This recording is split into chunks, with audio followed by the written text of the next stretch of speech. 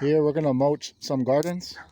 What I do is we put some cardboard over the grass to kill it, and then we'll put the weed blocker on it.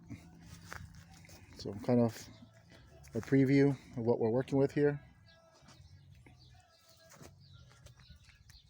Here's an example. We laid cardboard, then we put the weed blocker on it. That just kind of helps suppress some of those weeds, and then we're gonna mulch it.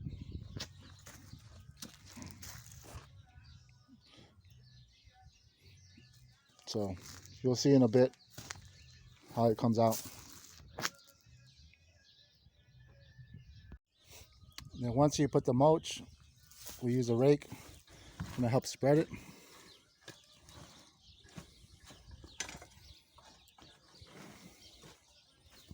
So here's a look at the finished product.